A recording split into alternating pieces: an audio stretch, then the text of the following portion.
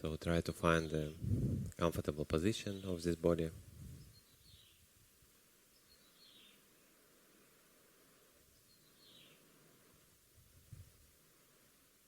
And try to relax the body.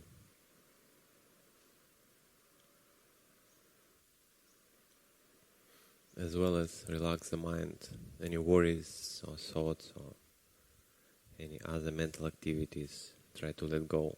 Just be aware of what is present now, what is happening right now.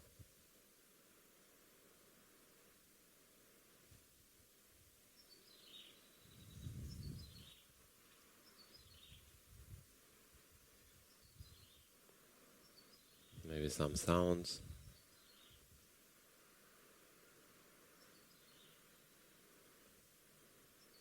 Whatever pleasant or unpleasant, it just sounds. They just arise and pass away.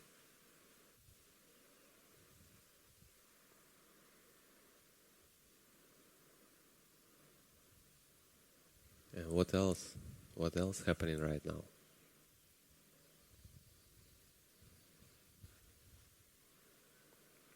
Maybe bodily sensations. Maybe you experience wind or fan blowing, or experience how your arms touch the body, touch the legs maybe, or how the bottom of your body touch the ground or cushion. Just any kind of bodily sensations. Again, pleasant, unpleasant, it's just experience.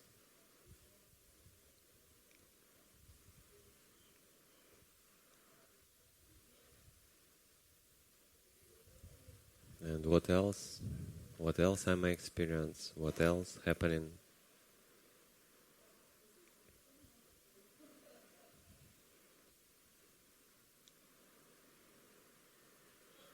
Maybe some smells also. Or any other sense. Just watch it and be aware. Be mindful.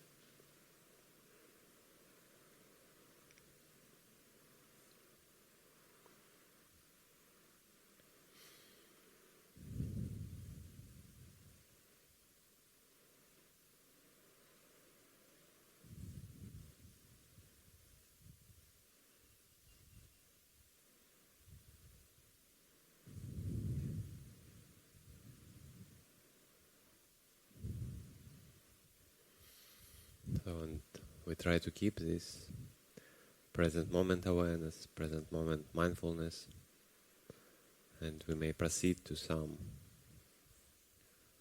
dhamma reflection, dhamma discussion.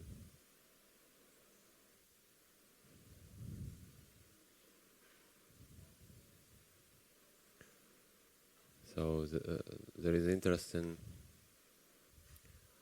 area of investigation, area or like what you may explore in your experience, and also what suttas encourage us to do, and especially Sutta Nipāta. It's a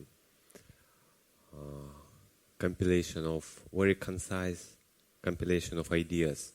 So reading just one gatha, one verses, you can get a lot. You can reflect, and maybe it would be even enough to break through, like just from one gatha. But of course you need to elaborate all the details, and from other suttas you need to get a sense what it means.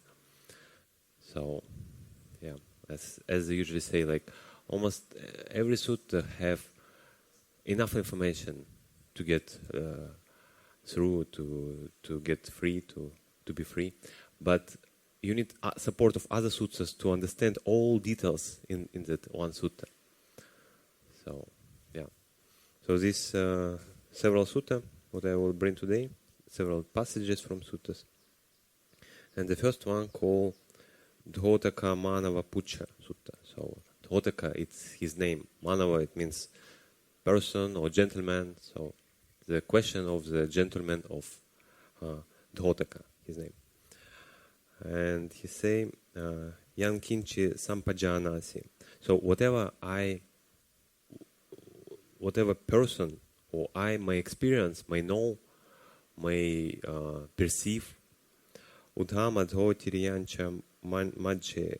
So above and below, across and in the middle. So everywhere. And so long story short, he covered every experience. Whatever I may experience through any senses, like just we speak about this. Etam viditva sango tiloke. Having understood this, whatever has been experienced, as a sango. It's an interesting word. We know sangha. Yeah, it's a community of the monks. But this word is different. One letter is different. After G, there's H. In the word sangha, there is H. But here, there is no H. So just sango. And the meaning of this word is kind of different from different suttas. In some places, they translate it as attachment or clinging or sting, like you stuck somewhere. It's the process. In another place, they translate it as a like trap or something what can attach you. So one way to understand it, the process of attachment. Another way to understand it, to the object what may attach you. Any kind of trap or any kind of tie or bound what may attach you. And literal meaning of this word, it's something what is sticky. You know, like something what is sticky. If it's sticky here, I see it, and yeah, I can remove myself, but it would be some kind of attachment. And also good to understand that this kind of sticky point, it's not necessary that I'm sitting there, but there is a possibility to be stuck. So there's something where I can be stuck, not necessarily I will be, but there is a strong possibility that there I will be stuck. That's how I understand it, the word sangha, in this context at least. So, and they say, having understood whatever person may experience as this sango, as something sticky, as something where you can stuck, and bhava bhavaya makasi tanhang. In any state of existence, person does not make craving, so does not crave to any state of existence. Yeah, interesting sutta, yeah? Like a very small passage. But if we reflect on this, it's a very interesting thing, that whatever we can experience, whatever we can know, whatever we can perceive, the wise person need to see it as something sticky, some kind of potential attachment. So, yeah, practically, like whatever I see, like if it's some pleasant object, yeah, like if I here, like the main point from another sutta we may perceive that they say sensual pleasure, it's not the objects actually, it's my intention towards them, my desire towards them. And then later also sutta says that he does not do or he does not crave to anything in to any state of existence. So one thing, like what we understand as existence.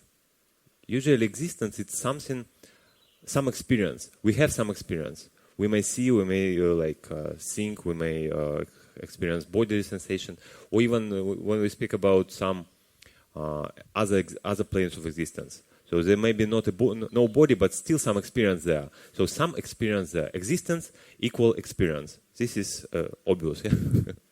So, and if person see any experience as something where I can stuck, something in a way dangerous. This is dangerous things. Yeah, I experience this, I cannot avoid this experience, this happening. But I need to be careful. Whatever I experience, I can be stuck there. I can really generate some attachment what lead me to suffering. If I stuck, if I have a craving, if I have a desire. And if a person has this sense of carefulness, okay, like I'm aware of what is happening, but I'm careful that this what is happening would not generate some attachment to me or like desire or any grasping. So then how this person can really cling to any state of existence? Because he understands any experience is actually potentially can attach me, can bound me. then what's the point to have any experience? And he would try his best in future. Of course, now we're stuck here. We cannot do anything. Yeah? We have been born. But we can do our best to practice Buddha's teaching. And like practically, this passage just tell me, I would like to investigate and encourage you to investigate why the Buddha called experience sango, something where we can stuck. And like maybe on theoretical level, there is experience, we can attach to it, and attachment means suffering. We know like it's one of the noble truths when the cause of the dukkha, of the suffering, is attachment or craving. But practically, I mean, very few people really follow it. Because whenever even I see some like new nice object, like I sit here, this for example, I speak, let's say, for 1 hour already, so I know already who is in front of me, like there's no new face, and then suddenly there's another person arrive. I naturally look, oh, who is there? So my mind inquire and interested in some new shape, new form, whatever, new object. I'm wondering, oh, what is this? So of course it's not that strong attachment. I may see, and then, okay, there's like Lenny there, for example. Okay, like, and there's no any proliferation about this. But even, I think, Sutta speak about even this subtle point, when you really have a subtle like movement towards the object, where you can bound and where you can be attached, or where you can just like imagine or proliferate. Like another person come, and I may start to think, oh, maybe like he's my not friend, he don't like me. Oh, now I need to be careful, whatever I say, like I shouldn't harm this person, blah, blah, blah. And all this story may proliferate, and so I may miss actually opportunity to be present, be aware. So any object, whatever here, like see, smelling, tasting, or touching, or thinking, potentially may bound me, may really, it can be my prison in a way. Whatever object arises, and I can stuck there, and it can last so long that people can bear grudge for years and years, for whole life, even from childhood. Some people report that like his parents or mother was not so kind to him, and he still may feel this kind of, oh, like now I'm not successful, I'm like 40 years old, I'm not successful because of my mother, So he may think about this. I mean, some psychologists say that there is some traumas from childhood, but if you all your life carry grudge towards something what happened in childhood, I mean, there is a way out of it. And Buddha's teaching show us that there is a way, like more obvious way, just to see how I suffer from this. Like whenever I remember something was done bad towards me in the past, how this thought really enrich my life. Do I happy? Do I like really enjoy remembering these things, or it's only give me pain and suffering? And do I want to be in pain? Like, because it's a choice. It's like very difficult to overcome like some kind of habits or something like this. But every time we can try at least. And every time when we try, we're a little bit closer to freedom from this. And slowly, this freedom, it sounds very nice and inspiring. But actually, to be free, it's a very strong work, very high work, very hard work. So, like, it's interesting. To be free, we need to work hard.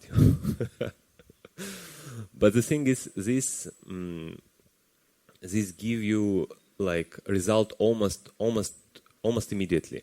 Whenever you see that, okay, now small moment I can be free, then like it's very encouraging, it's very inspiring. Like, why actually I don't want to suffer anymore. I want to be free, and like to see in this, like whatever experience potentially can be this sangos, this kind of bondage or something sticky where I can stuck potentially. And honestly, most of the time I stuck there. Just in these few moments where I'm not stuck and I aware, okay, now I potentially I avoided this potential stickiness, stuckness or whatever. So then you may give like, okay, it's possible to be done. It's not that the Buddha speak only with arahants, because he says like doing this you become arahant. It's not like arahant need to do this. because Arahant don't need to do anything. Yeah? Arahant done what have to be done. So all these passages, all these suttas speak with us, like with people who want to be free in some way. Of course, like this whole destination, Arahantship, it's maybe not so easily to attain, and maybe even not so easily to understand for us. How? Like, what's the mind of Arahant? But to read this sutta and to reflect, maybe to have some deep experience, even once. Even one time you see, okay, I was stuck there. And actually there is a way around. If I see this, I can avoid this. And there's no point for me to crave, as Sutta say, for any plane of existence. Even we can think about rebirth, or even like bhava can be translated as a being. Like right now, I am. You know, I'm experiencing. I'm hearing. This is a being. This is a like sense of experience, whatever. And if I have a craving to this, of course I'm suffer, because I'm not always experience what I want to experience. Like there are a lot of things what may be what I not really expect or what I not wish or something like this. So yeah, I wish all of us to really understand it and like practically understand how this experience or anything what I can experience through these six senses, how this really potentially can bind me, how it can be my prison, and what's a way out. Is there is a way out, and what's a way out, and how I would be free if I would be out of this. So we need some inspiration. What fruit I would get if I practice this more consistently and more regularly. So sadhu, sadhu, sadhu.